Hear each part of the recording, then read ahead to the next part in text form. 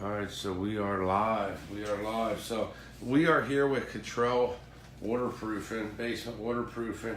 And Denny, first of all, thanks for coming out. I'm going to let you take the mic. I'm going to come behind, but I'm going to let you talk. We're going to be on here for 15 minutes. So let's take it from the top. How'd you get involved in doing this, and what areas do you service? And go ahead and talk. Okay. I've been a mason, building foundations since 1988. It was my first real big job. 2000 was about the point, 2000, 2001 in that general area, when I started going out my own and making a paycheck for myself. Most of us who built a business from the ground up remember the days where you didn't get a paycheck, but your name was on a t-shirt or a business card, and you were trying to build it up. So I had to work 2 jobs in order to make the thing float. The unique thing about what I do, and pretty much everything about me is unique, one of a kind type deal, is not many people realize, but when I started my business out, 73% of my full-time job money was going to pay for my kids for child support for divorce. So that little bit of money that I had left over that wasn't being paid was what was starting the business. And those were tough times. Those were really tough times, and they were well worth it. They carved into me a lot of character and whatnot. That being said, your history in business is your resume. A lot of companies don't have that. They spring up. They spring up real fast, and you really don't know what you're dealing with. So let's talk about that a little bit. Waterproofing. Most people don't understand how the water gets there because they weren't there when the house was built. Okay, me being a bricklayer, there's been so many foundations where the hole was dug because it's below grade, and we couldn't lay block on the footer because it was flooded. It was flooded. It's normalcy, but homeowners don't. You mean so when you started the house, it was flooded for the footer? The hole was in the ground. The footer was there for the block work to be on, but we couldn't get down in there and work because it was full of water. And this is normalcy. So the builder, what they do is they get out a pump, gas-powered pump. They pump the water out so that the mason can get down there and they lay the block. Now, you're thinking that's crazy, right? Yeah. But your land that you own is valueless unless there's a structure on it. It's absolutely valueless. So they have to, sometimes builders, what they'll do is they'll bring in truckload and truckload of dirt to go over swampland or creek beds to level them out for a few years, and then they develop on them. But what they develop, they dig down through all that dirt that they put on there, and then you're back to source again. So most people don't understand that, and that's what I've lived through, what I've seen, what I've been part of. So it's a dirty job. It's a dirty job, and you've got to understand the root of the problem. It's not something that just develops. It's always been there, but it's not really been something the homeowner has dealt with yet. Is there different types of soils, like how water moves through it? Or? It is.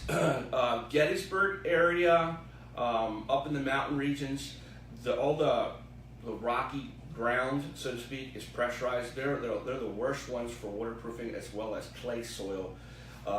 Clay soil is sort of like a pool liner. Water doesn't float out it. You can fill really? It. Yeah, it just fills up. We had for example, we had a customer who was being harassed by their neighbor for the discharge water going across the property to the next. So we dug an 8-foot deep, 8-foot wide square hole in the ground, and we dumped it in there with pipes and everything. And when I was 2 foot below the ground surface digging it, I saw that it was clay, and I told the homeowner, this isn't going to work. And he said, go ahead, keep going with it. So we got the job done, pumps came in. I got a phone call the first big rain that he's got a pool in his backyard. And I said, let me guess, the water came out from when we were building, or we dug the hole and filled it up, and then from there it went out. And he goes, yeah, how do you know that? I said, I told you it was clay soil, this wasn't going to work.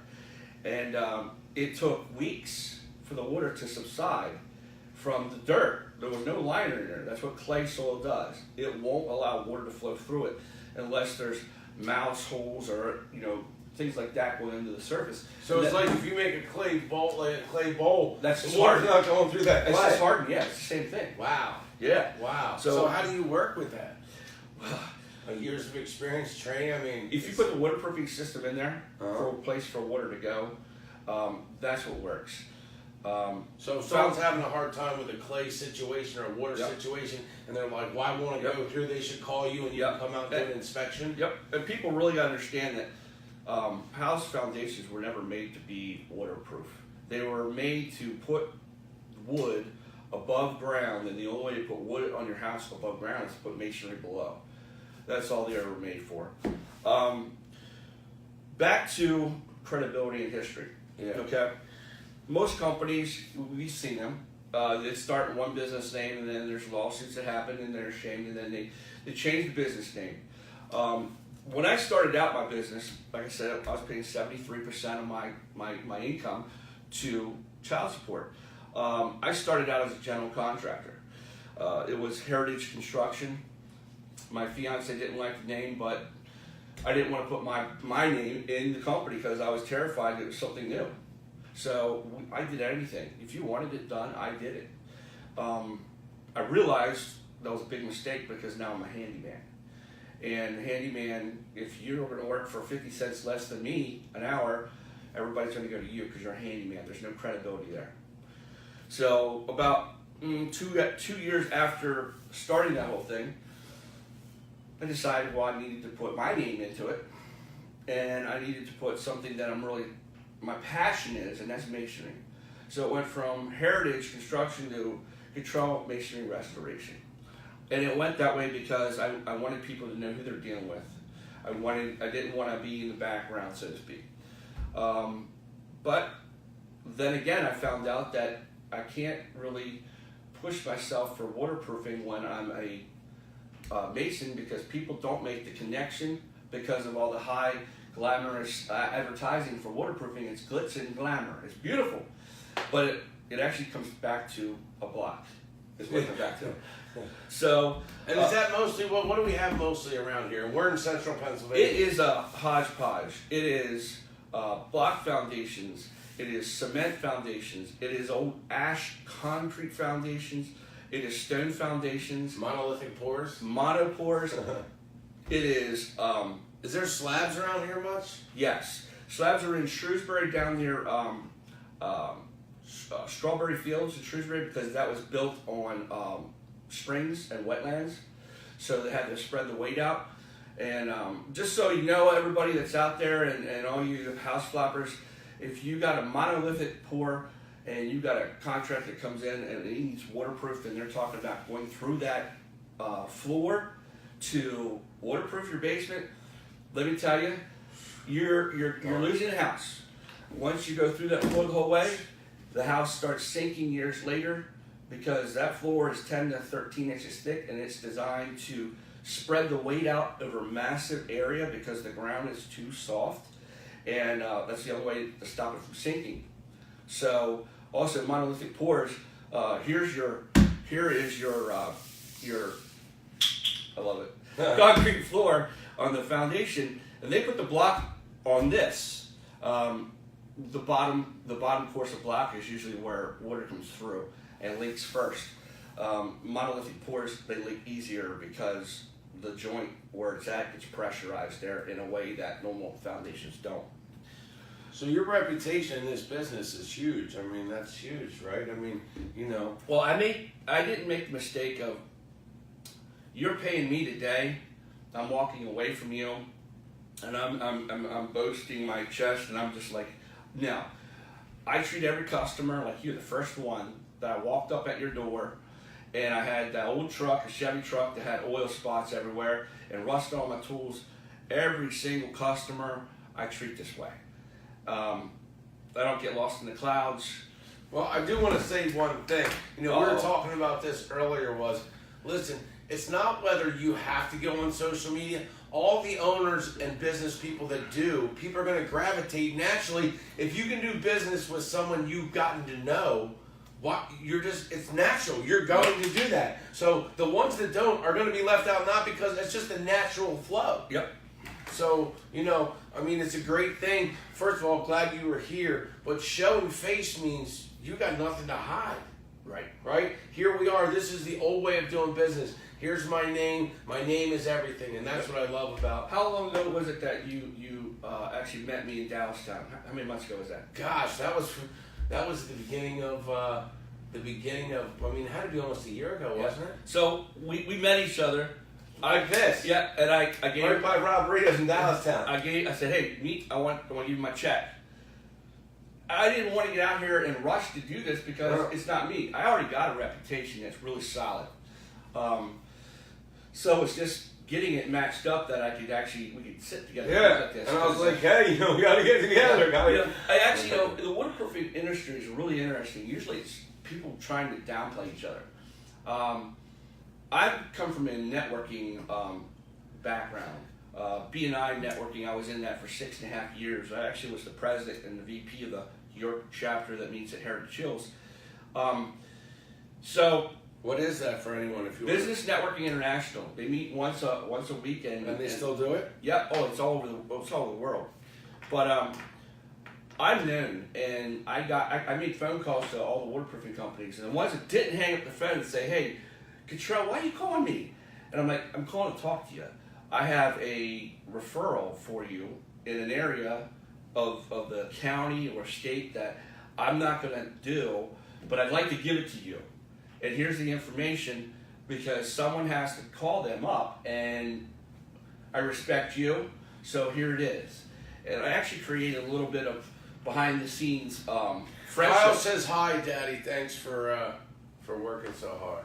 Who does? Kylie says hi. Thank you. Daddy, thanks for working so hard. Oh, my daughter. Yes, my family's watching. Let's talk about differences in companies because I want to do 4 different videos, and this will be the beginning, but hopefully some people are still here. There's some things on here that is not normal for waterproofing industries. All right, we have the lifetime warranty on our sump pumps. We're the only cat, other than one way up in Philadelphia, that just started doing it because they're trying to copy what we're doing. If I can't give you another sump pump down the line, there's something wrong. Most systems are designed so that when the pump goes out, there's a large charge, and it's an emergency charge for the pump replacement. My company's not set up that way. My company's engineered so that your basement's dry, even when there's 4 inches of rain, and I'm home sleeping, I'm not going to get the call because you're fully protected.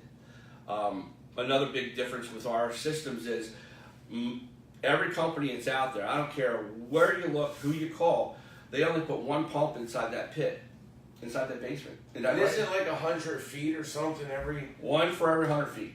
All right. And there's people that are supposed to do it. Like, I know a little bit. Yeah. And they just go out there, you go out there and you feel so bad that somebody took advantage of, and they'll never show face, and that's exactly it. I mean, think about the gravity of showing face. Yep.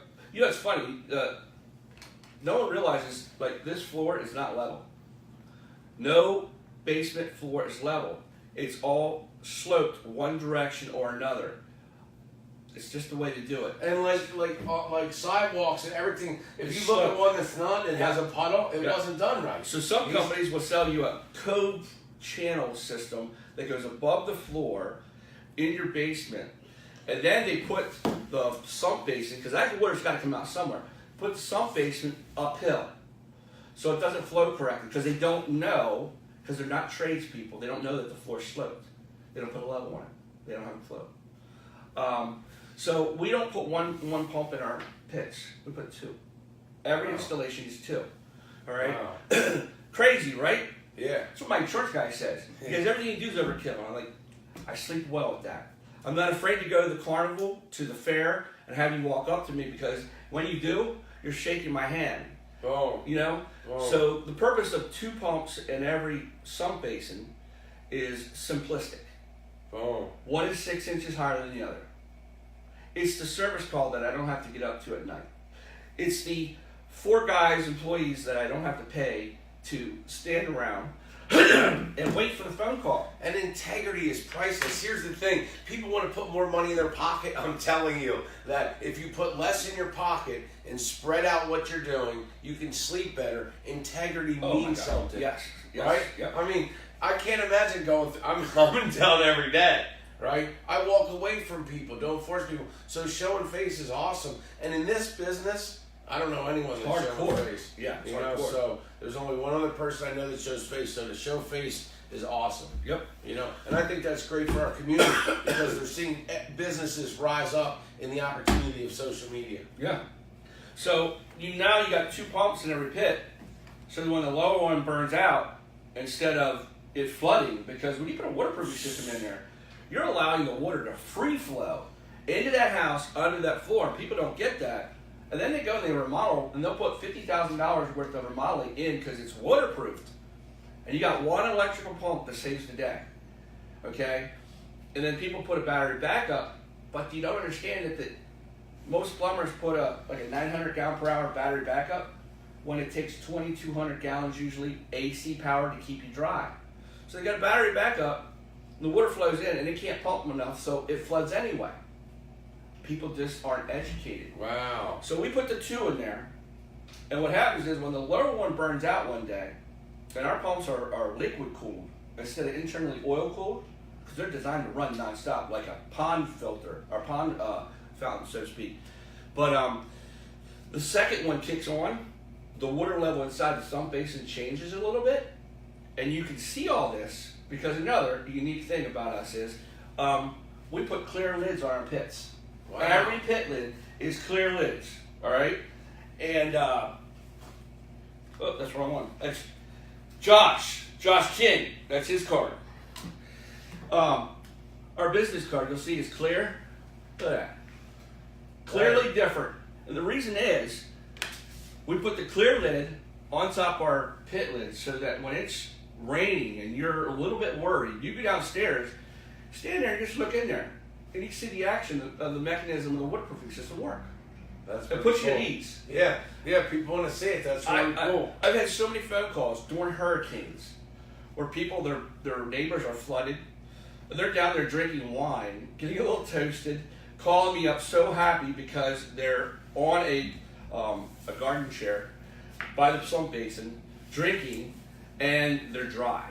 Because they can see it work. They didn't have to take the nuts and bolts, because who does that? No one does that. No one does that. So, I mean, everything I do to, if you were if you were another business owner in waterproofing, I'm not doing anything the way you do it. Nothing. It's going to be different. And it's different for a reason. We're blazing our own path.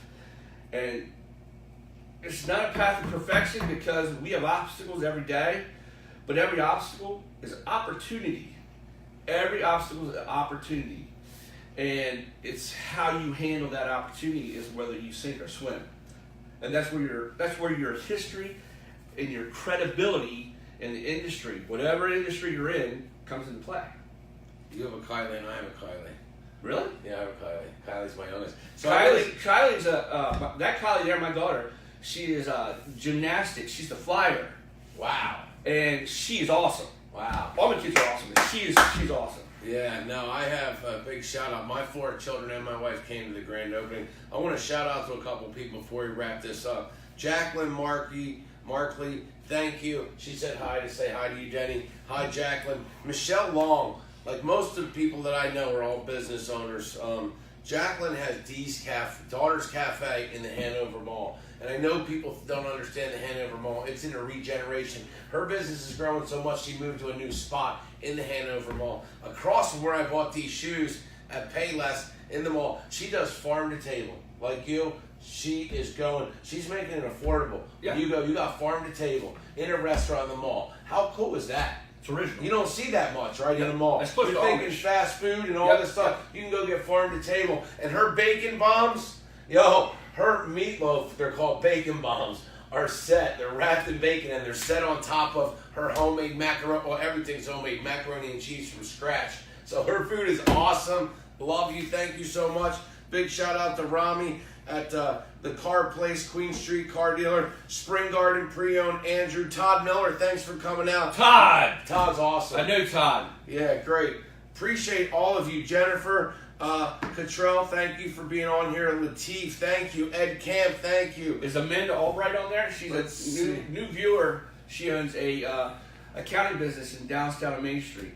Okay, now Aaron Schwartz, B&B Metal Finishing, thank you. Sean Carter, Mickleway Burns, hi. Margalina Andrew Senef, he's Spring Garden LLC. Yes, Andrew's a good guy. Yeah. So, One cheerleader. She's a a flyer for cheerleaders. My daughters were cheerleaders. Yeah. One last flyer for cheerleaders. That's Yep. One last thing I'll say before we get out of here, because I do have estimates, is the best advice I can give everybody is don't make your decision on who you use by the price. You can never have too many estimates. Think about what's going to cost you after this, because I come in just like this. I'm a terrible salesperson.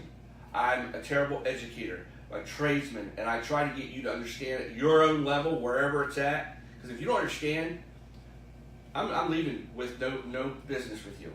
So the best thing you do is, all right, here's the price. What's the reputation? Can they do it themselves? And do you feel comfortable in remodeling after this work's done? Wow. Everybody can be litigated. Warranties are warranties. But do you want to go and stick $30,000 to $50,000 in your basement after it's waterproof and not worry about having a lawsuit? Oh, Jennifer Warner popped on. Hi, Jennifer. Thank you. Hey, you know what? I just think it's awesome, because anyone that's not getting on social media, listen, in 5 years, it's going to be a struggle to do business. It is. And I do deal with another waterproofer that's in the area, and I got him on my back, so to speak, and he talks about you and loves you and respects you. We're going to go places, and I'm taking him along. Nice, because all he does is you and one other person, or maybe that he just has nothing but admiration and respect for. Yep. Every time I see him, he talks about that. So, I was talking about, people need to understand time and circumstances change. You can't go dig up someone's yard, but if they needed some work done, they dig up, right? Yep. The same yard that I talk about it, time and circumstances. That's a little example. They had the electric truck out here, right? Mm-hmm. They wouldn't want someone in the yard, but when the electric's out, they'll let you dig it up, do anything you want, right? Just like they need waterproofing. Yep. People don't dig up their basement, but if there's water, guess what? Yep. Get at it. Got it. Yep. Right? And you're tearing it up. Yep. So, listen, tear it up today. Please share and invite. We promote small, mid-sized businesses. And if you want a better world, you better start making it local, and you better start sharing and inviting, because that's the new way to tell people about businesses that are willing to show face. We appreciate you. And he's a Mason, which I think is awesome. That just shows the tradesman level. Just not anybody's going to be a Mason. That's a cut above. Yeah. It's a life. Yeah. So we appreciate you. Thank you. I'm going to shut this down. You can say, how can they get a hold of you? What is your phone number? Listen, our business line is 717-825-5145. And if you don't want to talk to us and you don't want to wait for someone to answer the phone, text message us 24/7. We'll get back to you. And that makes it easy for you. Everything is always about making it easy. Boom. Scott Lutz, Lawn Care. Scott, how are you? There's another good guy. Yeah. Yeah. Appreciate y'all. Have a good day. Please share and invite. Please share and invite Cottrell Waterproofing. Boom. You can get a hold of them. You guys are on Facebook? Yes. Boom. Facebook and on the web, CottrellBasementWaterproofing.com. Boom. Thank you.